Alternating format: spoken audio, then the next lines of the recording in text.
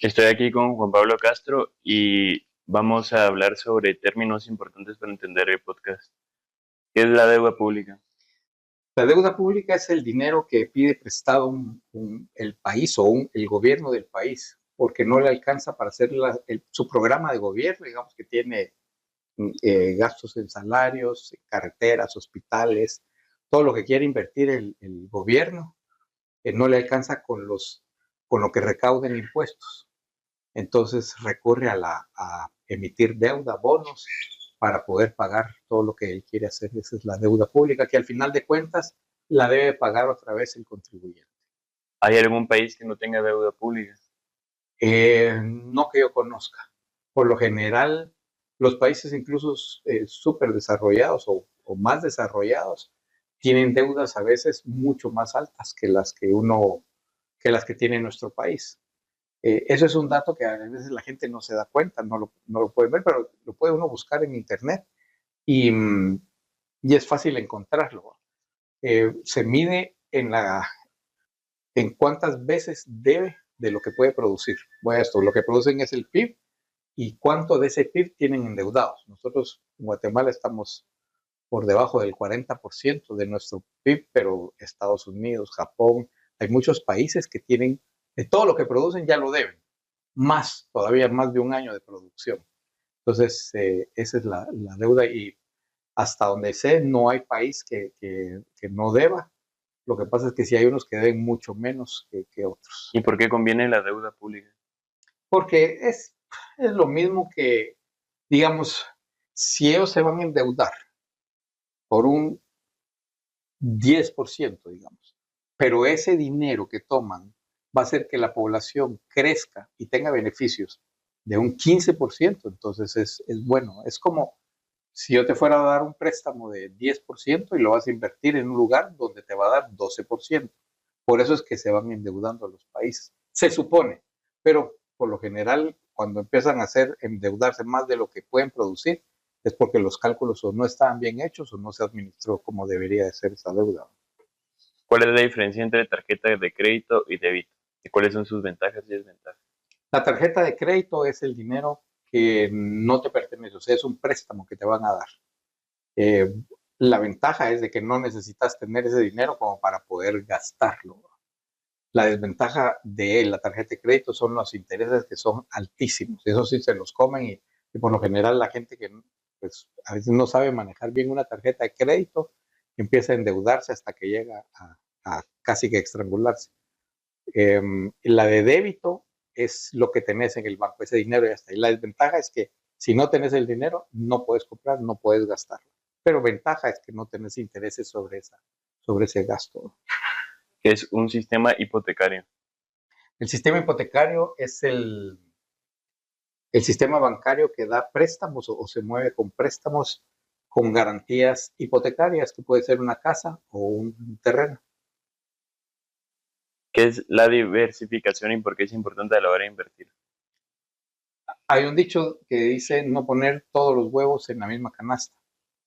Entonces, diversificar quiere decir que vas a poner inversiones en una industria, en otra industria, incluso podría ser en la misma industria, pero en diferentes empresas, porque no vas a depender de que a uno le vaya mal para perder todo o que te vaya mal. Entonces, diversificar es así como voy a arriesgar un poco en esta industria o en esta empresa y me voy a arriesgar en otra. Si le pasa a una esto, algo malo, pues solo voy a arriesgar cierta parte. Entonces, por eso uno diversifica para poder tener diferentes riesgos. ¿Qué es un interés compuesto? Interés compuesto es pagar o que te paguen interés sobre intereses. Si yo te pacto a pagarte un 2%, por ejemplo, mensual, y te presto 100, o sea, me das 100 y yo te voy a decir 2% mensual, el primer mes te debo 2 quetzales de esos 100 y el siguiente mes te debería pagar otros 2 de esos 100, si es interés simple. El interés compuesto es el siguiente mes te pago sobre 102 y el otro sobre 104. Y así va creciendo interés sobre interés. Eso lo que hace es que hace una curva de manera exponencial, ¿no? Diferente la interés simple, que es una línea recta. Entonces, con el tiempo una se va separando mucho más de la otra, crecen mucho más rápido. ¿Qué es un pasivo y qué es un activo? El pasivo es todo lo que debes, activo es todo lo que tenés. Um, digamos, una empresa, todos sus activos pueden ser el inventario, el dinero que tienen en caja, en los bancos, los muebles, todo eso son lo que forma la empresa, va la maquinaria, todos esos son los activos. Y los pasivos es lo que deben. ¿Cómo qué es un pasivo, más o menos? Un pasivo es, yo por ejemplo, en una empresa podemos tener deudas. Yo debo lo que compré para vender. Si soy un importador, por ejemplo, traigo algún equipo o algún material de afuera y eso lo debo. Eso es un pasivo. Pero también puedo pedir préstamos para comprar lo que voy a vender y eso también es un pasivo. Deuda prácticamente. ¿Qué es y cómo se mide la inflación? La inflación es el cambio de precios o subida de precios generalizada dentro de una economía. Los precios de todo van subiendo y eso es inflación. Se mide con el índice de precios al consumidor, el IPC, y esto está formada por una canasta básica. ¿Qué es una amortización? Amortización es lo que se va pagando de intereses y préstamos. Cuando uno tiene un préstamo, sí, tengo que amortizarlo, tengo que pagarlo. También pueden ser amortizaciones, en algunas empresas se hacen algunos gastos que dicen, este gasto no lo voy a cargar en este periodo, sino que lo voy a amortizar en diferentes periodos para que no me afecten mis estados financieros. ¿Qué es el patrimonio neto?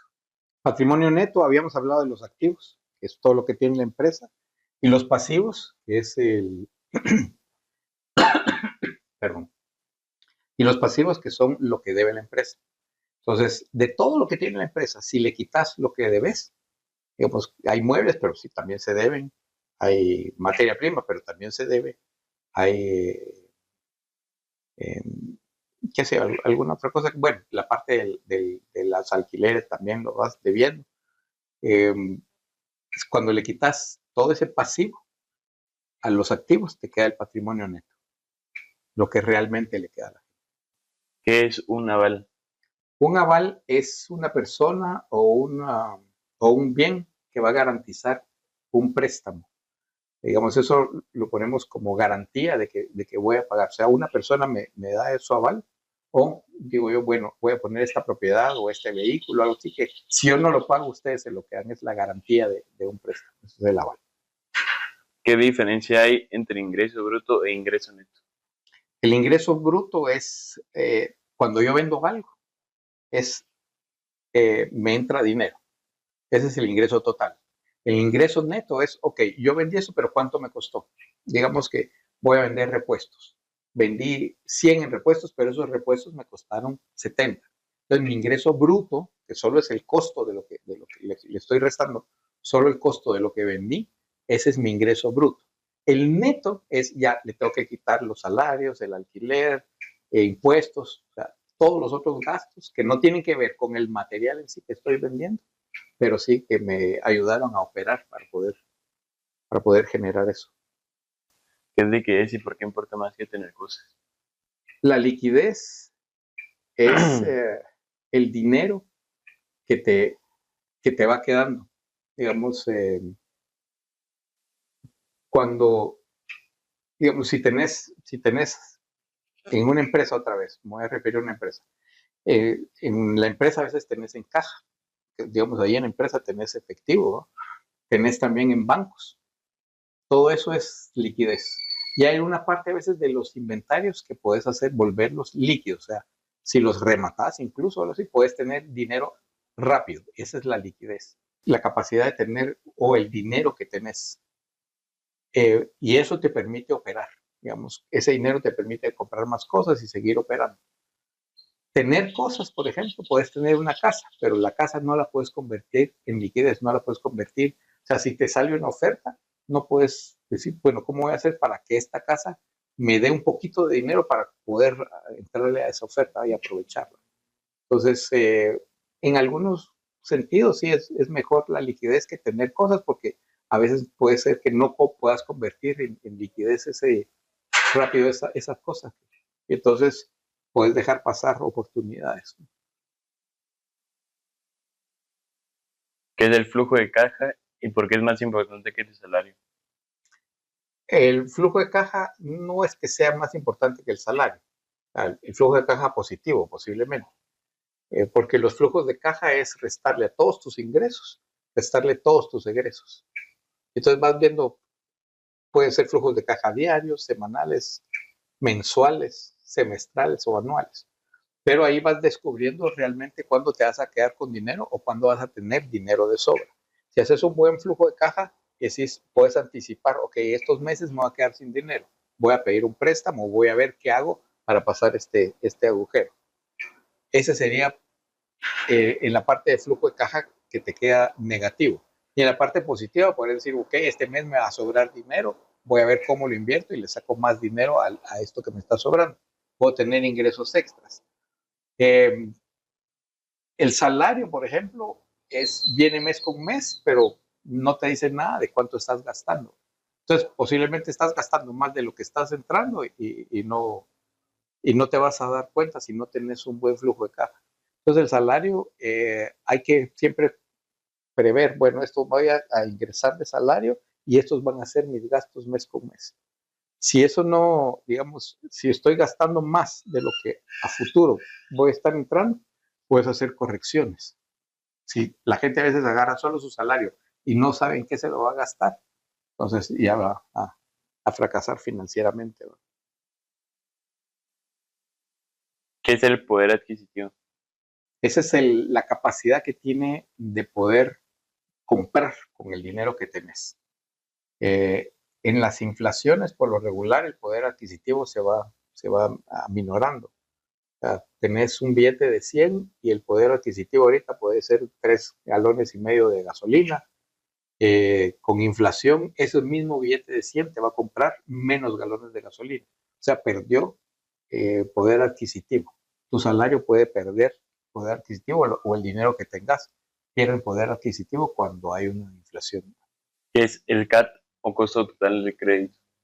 Eh, a uno le pueden decir que te vamos a dar 45,000 quetzales y te va a costar 1,400, digamos, al mes pagar intereses y capital. Y te dicen, mire, el interés es este, ¿va? Pero el costo total de ese préstamo te va a incluir que tenés que pagar abogados, tenés que pagar trámites, que tenés que pagar escrituraciones, y ese, digamos, es parte también del costo de un préstamo, no solo la tasa de interés, sino también lo que te van a cobrar extra. Entonces ese es el costo total del préstamo. En general, ¿qué es una deuda? Y en específico, ¿qué es una deuda revolving? La deuda es lo que pedís prestado bueno, en este sentido lo estamos viendo de este lado. Si yo voy a pedir dinero prestado, yo tengo una deuda, pero también puedo prestar el dinero. Ahí alguien va a tener una deuda conmigo. Ahora, la deuda esa, por ejemplo, podemos pactar que, bueno, yo te voy a prestar 10,000 quetzales y me vas a pagar 1,000 mensuales. Eso no quiere decir que cuando me pagas, ya llevas 5 meses y me vas a pagar 5,000, decir, mire, ahora deme otros 5,000, porque el trato era 10,000 y me vas a pagar 1,000 al mes. El revolving, si es así, es como una tarjeta de crédito. Yo pago y lo puedo volver inmediatamente a utilizar. Ese, o sea, ese es un límite nada más. Y la deuda revolvente es que puedo llenar todo eso de mi capacidad de deuda o menos, ¿no? Entonces no importa. ¿Qué otro tipo de deuda existe? Ah, bueno, las deudas por su clasificación en temporales puede ser a corto plazo, puede ser a largo plazo. Por lo regular, los cortos plazos son menos de 3 años y a largo plazo arriba de 5, digamos. Entonces, depende de los plazos, se pueden clasificar las deudas. También depende de los avales que tenga. Puede ser una deuda hipotecaria, o sea, con garantía hipotecaria que tiene un terreno o una construcción. Pueden ser fiduciarias, alguien que es contra la palabra de alguien más. O sea, no tienen garantías. También hay deudas sobre valores de inventarios, hay deudas sobre las facturas. Por ejemplo, yo tengo que cobrar cierta cantidad de facturas que se llama el factoring. Me deben tanto dinero y yo vendo esa deuda a alguien más que la quiera comprar, ¿no? Tal vez a mí me deben 100,000 quetzales y yo le digo, mira, esta deuda aquí deben 100,000 quetzales, te la vendo en 80. Entonces la compras y dices, ok, me das mi 80, yo me quedo tranquilo con esos 80 que no tengo que esperar a que me vengan a pagar. Y tú generas ahí 100 más de lo que estás pagando, 20 más de lo que estás pagando. ¿Qué es una deuda fiduciaria? Más específico. Fiduciaria es contra la palabra de alguien, o sea, no tiene una garantía más que la reputación de la gente, que la confianza. Yo digo, así me van a pagar. Muchas veces los bancos te pueden dar una deuda fiduciaria, que es así contra tu firma nada más y te dan el dinero. Muchas veces, eso sí, las tasas de interés son más altas, obviamente. Cuando tenés una propiedad, la puedes poner como garantía, como aval del préstamo. Si no lo pagas por una razón o por otra, ellos se quedan con la propiedad, ¿verdad? Entonces, lo que hacen ahí es para que no sea para que sea buen negocio para el banco, obviamente, la propiedad vale 200 y solo te van a dar 120 por así, si no pagas, ellos se quedan con la propiedad. ¿Qué es la morosidad? Morosidad es cuando alguien entra en incumplimiento de pagos de alguna deuda. O sea, se atrasa, ya entra en mora, porque habían quedado de pagar el 15, qué sé yo, el 20 de cada mes y la gente no lo está pagando en el tiempo que dijeron. Esa es la morosidad. ¿Qué es el IPC? IPC tiene que ver con la inflación. Ya, es el índice de precios al consumidor. Está basado en una canasta básica, donde hay tal vez un minuto de telefonía, un galón de gasolina, una libra de papas, cuánto cuestan 5 tortillas, por ejemplo. Y eso estadísticamente se lleva el control de esos precios para saber cuánto está costando de más o de menos esa canasta básica. Ese es el índice de precios del consumidor y te sirve ese índice para calcular la inflación. ¿Quién lo mide? Por lo regular, esas estadísticas las lleva el Instituto Nacional de Estadística. ¿Qué es la devaluación? Devaluación es cuando una moneda, la nacional, pierde valor frente a la moneda de otro país, una extranjera. Por lo general se toma el dólar como base, ¿verdad? Entonces se mide cuántos quetzales se necesitan para comprar un dólar. La devaluación es si necesitan después más quetzales para comprar ese mismo dólar, tu moneda se está devaluando. Y se revalúan también. Muchas veces el dólar eh, va perdiendo poder frente a las otras monedas, entonces las otras monedas pueden dar menos por cada dólar. Entonces se revalúan también. ¿Qué es la deflación? Deflación es como la inflación, pero al revés. En la inflación cada vez se cambian los precios hacia arriba, o sea, cada vez son más caras. La deflación es cada vez son más baratas. ¿Me podrías dar un ejemplo de qué es la deflación? ¿En qué país se ha dado la deflación? Por lo regular se ha dado casi en todos los países. Depende de algunas circunstancias, las cosas van costando menos. La inflación, por lo general, se dice que es por emisión inorgánica. O sea, si te pones a pensar que tenemos como producción total 2 pollos y hay 2 quetzales en circulación en ese país, cada pollo te costaría un quetzal. Pero si nosotros, digamos, imprimimos más dinero y seguimos produciendo los 2 pollos, y ahora tenemos 4 quetzales, cada pollo va a valer 2 quetzales. Ahí hubo inflación y eso es por emisión inorgánica, se llama. O sea, emitís más papel moneda y no está creciendo la producción. Eso es inflación. Pero la deflación es si saco dinero de ahí, por ejemplo, solo dejo un quetzal y los pollos van a costar entonces cada uno 50 centavos. Entonces, esa es una parte, digamos, por emisión. También puede ser que, por ejemplo, una tragedia, hay una tragedia, un terremoto o algo así, el agua pura, por ejemplo, va a costar más. Hay unas cosas que cuestan más dependiendo de las circunstancias.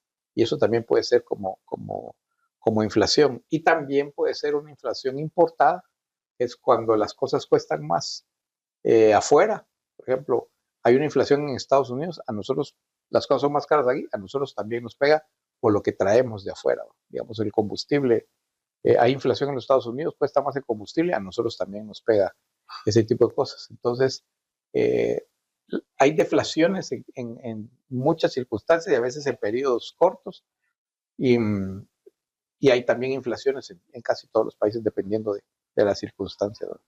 ¿Qué es una recesión? Recesión es cuando, digamos, todos los países están creciendo económicamente, cada vez producen más, gastan más. La gente, conforme va creciendo y todo, van teniendo mejores salarios, van teniendo más dinero y van creciendo. O sea, lo ves aquí en Guatemala como hay de edificios, como han crecido, hay más tiendas. Entonces, la economía va creciendo.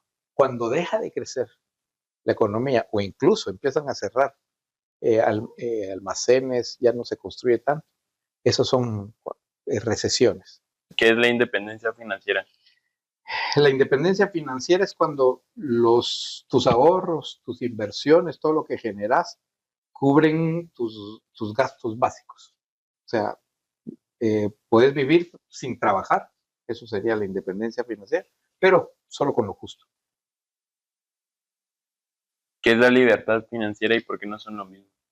Bueno, la libertad financiera, o sea, tenés ingresos pasivos, o sea, vivís de rentas, no tenés que trabajar, pero el estilo de vida que haces sin tener que trabajar en la libertad financiera, sin necesidad de preocuparte por el dinero, es vivir un estilo de vida un poco más alto que lo que es la independencia financiera.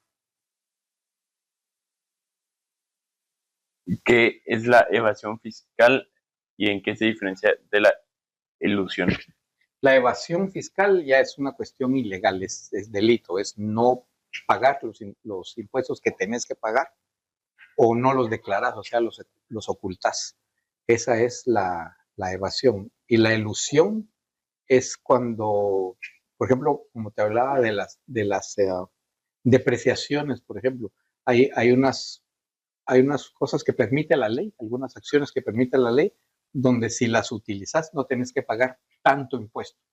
O sea, legalmente, si decís, por ejemplo, voy a dar donativos y los donativos te suben el gasto y al subirte el gasto te baja la utilidad. Y como la utilidad es menor, entonces pagas menos impuestos. Es de una manera legal de hacerlo. ¿Qué es el balance personal? Balance personal, igual que las empresas, o sea, tener tú claro qué cosas tenés, qué cosas debes. Y esa diferencia, saber realmente qué es lo que te pertenece. ¿Qué es una deducción? Deducción es cuando, por ejemplo, si te pagan en alguna empresa tu salario, te pueden deducir algunos gastos. O sea, te quitan el IX que tenés que pagar. A veces incluso te quitan el ISR. Ellos lo van a pagar por ti y ya te hacen una deducción de lo que te ingresa. ¿Qué es la base imponible? La base imponible es la cantidad de dinero que va a estar sujeta a que le pongan un impuesto. O sea, es el dinero que queda ahí, que sí es que le pueden poner ese imponible, o sea, le pueden poner el impuesto a eso. ¿Qué es liquidez inmediata y por qué puede salvarte en una crisis aunque no te haga rico? Bueno, en una crisis puede ser que la gente esté buscando el efectivo y tú lo vas a tener. Entonces eso es una liquidez inmediata, o sea, puedes tener el dinero ahí, te puede salvar de alguna crisis, de algún accidente, alguna cosa así. Y no es que te vaya a hacer rico, o sea, te puede generar también bastante bastante dinero dentro de la oportunidad, pero no es una cuestión que se pueda dar porque necesitas esa crisis para que te pueda dar esa oportunidad, la liquidez inmediata. ¿Qué es riesgo sistémico y por qué afecta incluso a personas que creen no invertir?